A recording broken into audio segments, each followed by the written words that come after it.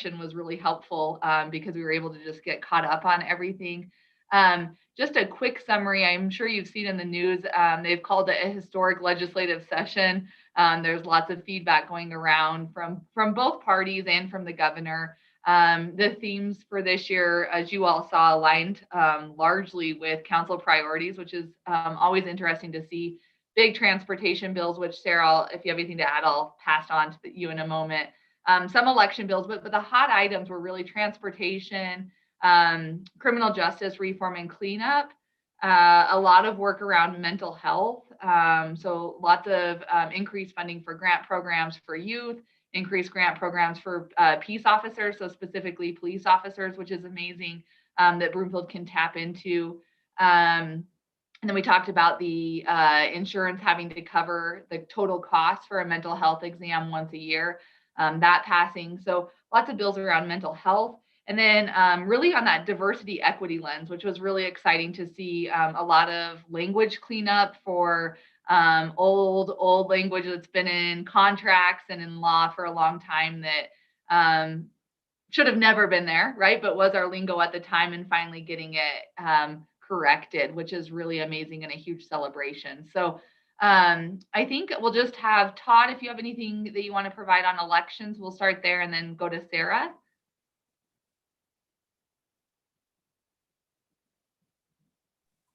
Sure, thanks, Tanae. Not much of an update, really. We know that 1071 passed both houses and 250 passed both houses. Both of those are awaiting the governor's signature. I was on a call with the ranked choice voting people from RCV for Colorado yesterday, along with Councilmember Schaaf, and they feel very confident that the 1071 will get signed. They're looking forward to a ceremony for that. 1011 still has not been signed, but we anticipate that will be signed, no problem.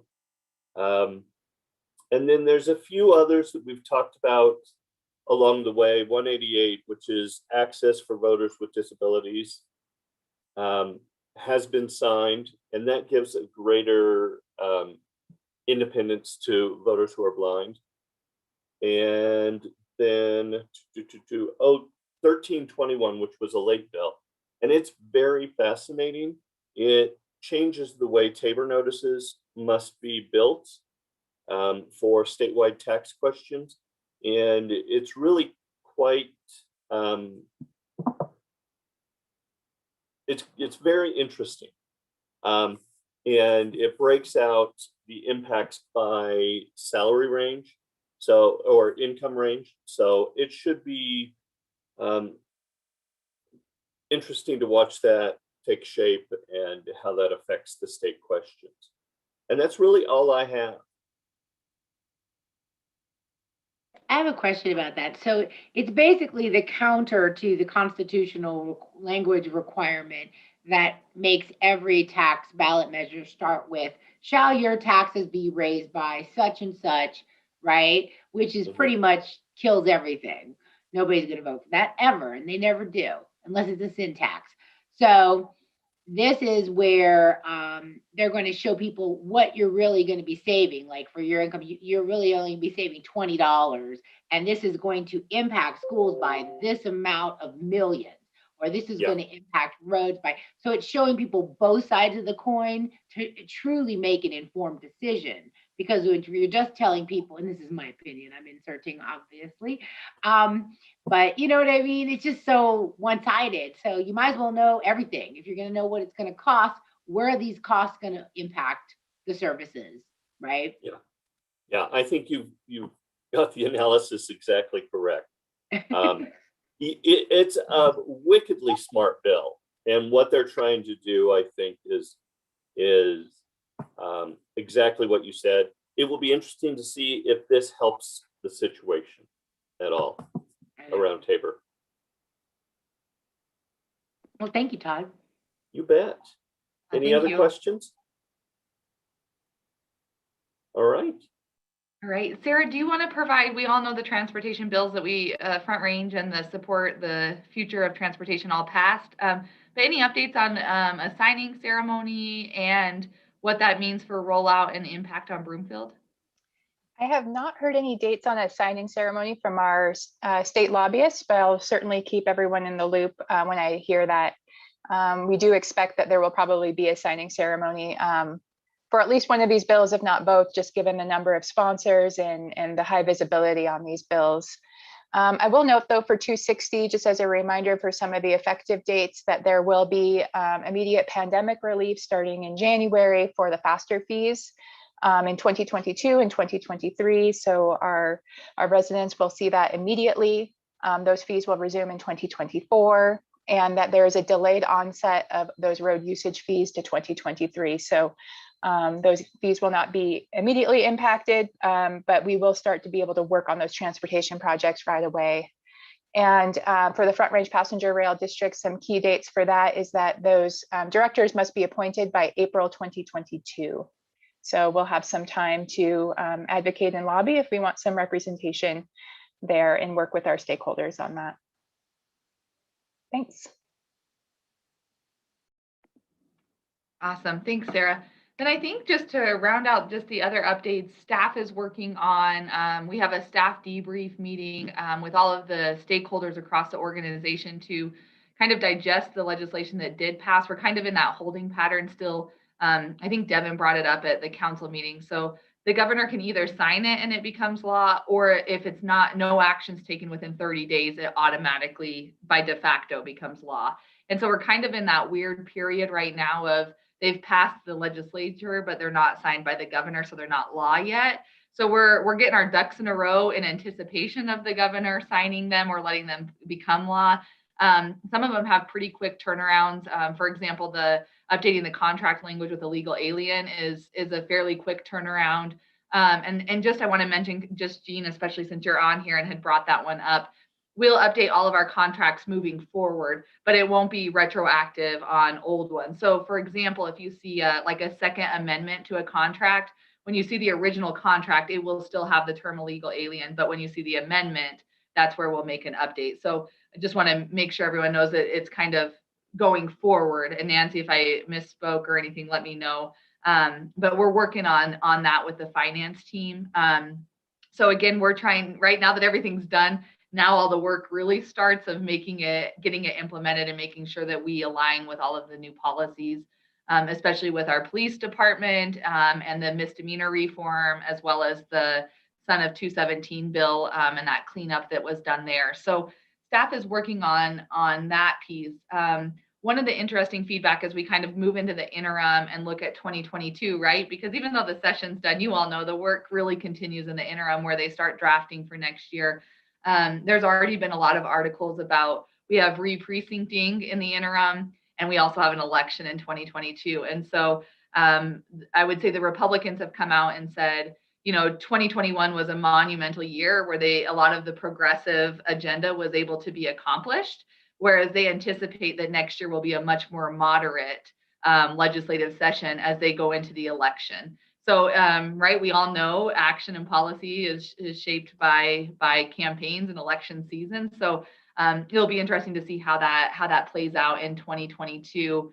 And then we know in the interim with the fiscal dollars that were received for the American Rescue Plan, as we talked about, they're going to look at stakeholders and have a lot of conversations in the interim to decide how to allocate that money in 2022. So staff will continue to monitor that and provide feedback where we have the opportunity, obviously benefiting and advocating for Broomfield dollars and impacts that align with council priorities. So that's kind of us moving into the interim and the plan there. And as I mentioned, staff really will just be working on digesting and getting our ducks in a row in anticipation of these becoming law so that we can make sure we're in compliance. And that's really all I had. If there's questions about any of the bills we did track, what that means, implementation, happy to answer any questions that might be out there. I read an article in the Colorado Sun. I didn't realize that there were so many bills that were great, that were all, going to impact the dollars that we would possibly have for mental health in the state, especially with children. There was a feature on just that aspect of the mental health bills. And so but I wasn't clear, like, how soon could we see that impact at the local level? Do you have a feel for that, Danae? Yeah, so my gut is it's going to be a while on all of them, because essentially the fiscal note is to create a department. So I think you're talking about the rapid response to youth mental health was the bill. And so first they have to create the department, and then from there they come up with the structure, the application process, then open it up for nonprofits or local jurisdictions, however they're going to structure it, to apply before the allocation can happen. So I think that the development and the process work will start pretty quickly, but I think it will be a delay until we actually see the fiscal impact and the dollars hitting the communities. And I'll keep an eye on that, Jean, if I see any, because we do try to let HHS and our nonprofit partners know when those grant funds are available. But like I said, I think it will be delayed because they have to develop the process and the application part first. The timing of those dollars, actually coming to fruition in programs was interesting, because at least the Colorado Sun presented it that it was the immediate crisis that Children's Hospital was seeing as, a huge increase in youth suicides attempts that prompted, a big push at the State House to get a lot of the last minute dollars through the legislation. So, so that was my thought was, well, there's an immediate crisis and we have to wait and implement all of these programs. And, locally, this is a major priority for us. So where does that leave us with our mental health providers? Are they able to handle the crisis while the state sets everything up for a year or so? Right. Jean, Danae, if I could just jump in really quick. It's Jennifer. And I'm multitasking. We're in the middle of the conversation about homelessness. So I can't join the video on my phone because my video is on the homelessness. So just verbally. Jean, just yesterday, Dan Casey and Jason, myself, Susan from Mental Health Partners, and Rick Duche from Community Reach, we're all on the line together, talking about just that.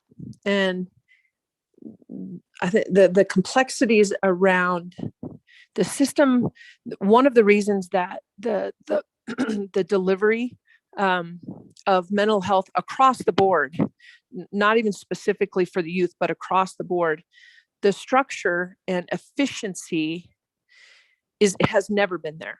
And so the problem when you get a bunch of money to then put into a structure that is not efficient, and quite frankly isn't effective. So if there's no efficiency, the effectiveness, of course, is going to be hand in hand with that. Their fear from Mental Health Partners and Rick Duche and Community Reach, so not just from a Broomfield perspective, but Community Reach is throughout the northern area. It's similar to having a structure that isn't efficient and adding a bunch of FTEs. So the first thought is let's throw a bunch of more folks in order to get the job done. And we know that just doesn't work. This is the similar circumstance that mental health is facing right now, with a structure that doesn't have it can't accommodate a tremendous amount more resources because they don't have the people in order to deliver the services. So again, it's that quagmire of, it sounds really beneficial putting additional dollars, and the bigger the dollars, the better the optics are. But the problem is the structure itself doesn't support spending those dollars in a way that has a direct impact. So there's a lot of conversations that are happening around just specific to your question, and nobody has the answer for it. And additionally on that, when we're talking about the direct impact for the youth. They're looking at all of the Medicaid providers, and the state about 3 years ago, in an attempt to maximize efficiency with very few dollars to have them spread further, did a structural change, which was instead of local providers by zip code, which was how Medicaid used to do it, they put them into RAEs, which is a regional activation kind of a network. Well, unintended consequences, it didn't work. So much so that some RAEs get the Medicaid dollars, and others we're in region 6 for the RAEs. None of our other neighbors, Boulder, Longmont, Louisville, Erie, that are also in 6, they have not gotten any Medicaid dollars for almost 16 months. Community Reach, because we are so small, if we were a larger community, we would have been segregated and probably fallen in the category of not getting those Medicaid mental health dollars. But Community Reach has covered for Broomfield specifically to continue to tap into the Medicaid dollars, which are the state dollars, which then draws down the federal dollars, which then allows us, from a facility perspective, local matches to provide those services. So it's a much, much bigger fundamental structural issue that just is not going to be solved by additional dollars. So the speed with which they're indicating they can pull this department together, it's creating a new department, but essentially it's pulling kind of the best and brightest, if you will, from a multitude of agencies. So from HCPF, HCPF is antiquated. Leadership is antiquated. Their system delivery models are antiquated. So they're pulling kind of the best and brightest, the innovators from HCPF, from DOLA, Department of Local Affairs, from Human Services, and then interestingly enough, from the service model of IT. Because the best way to effectively manage these dollars from a mental health perspective is to ensure that you have a structural capacity for incoming dollars to be distributed to the right place at the right time. So, and they've never had that approach before. So Danae's absolutely right that it will take a while, but how they're activating is very different. So high hopes, but managing expectations along the way. I know that's a much longer answer, but it was just fresh from all the conversations we had yesterday about trying to build capacity quickly for those dollars. Thank you. Yeah, thank you, Jen. Guyleen, I see you have your hand up. Yes, Danae. I just was wondering whatever happened with that 11th hour tax bill on the assessment, the non-residential. The temporary reduction and the deferment, it passed. Oh. It did pass. So I have these interesting notes of, because again, the initiative is still also routing for signatures. And so Right. it's kind of like the ranked choice voting where we're trying to figure out, there's one, if the governor signs it, and then two, right, the impact will be different depending on if the initiative moves forward and gets on the ballot and passes, or if it doesn't. It's kind of like what we've been doing with Todd and the ranked choice voting. Here's what will happen if it passes, and here's what will happen if you guys pass it on the ballot in November. But it did pass, and Jennifer and I actually met yesterday, and we're talking through what that looks like on our budget and what that looks like for implementation and rollout. So we haven't been able to meet with the assessors team, but that is that meeting that I was talking about. We're going to sit down with Sandy and her team, as well as with the finance team, and look at what that would mean. So again, it's a 2-year temporary reduction on certain classifications of property tax. And then starting with the taxes due in 2023, but it'd be for tax year 2022, homeowners can defer payment up to a maximum amount. And I believe it was $10,000 was the maximum amount, if my memory is correct. up until either they sell or they hit that maximum amount, and then they would have to pay it. So it's just a deferment. So it's that two-pronged approach to help us kind of stabilize and get through the next 2 years with the housing market that we have coming out of a pandemic.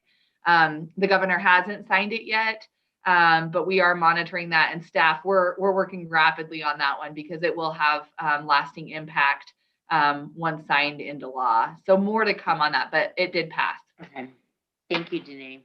Yep, and also just on that same note, the delinquent tax bill that we talked about as well, where it could be suspended, waived, or there was a third option. That one did pass as well. So we're researching what that looks like with the assessors in our finance department as well.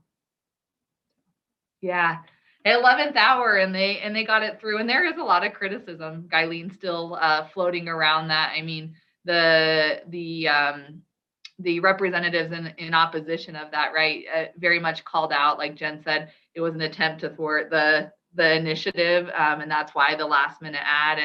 And there's been a lot of feedback in the news that that this legislature passed a lot of tax increases that the citizens would have not approved otherwise if they would have gone to the ballot. And so there's still some rub on that. And so this was one of them that created a lot of rub, but it did make it through, and we'll continue to let you know what the governor does. Yeah. Any other questions? All right, so the legislative debrief that will be linked in the CMO Weekly Up to Date will be very, very short because it's kind of going to be a 30-day period while we monitor what actually comes into law, what doesn't.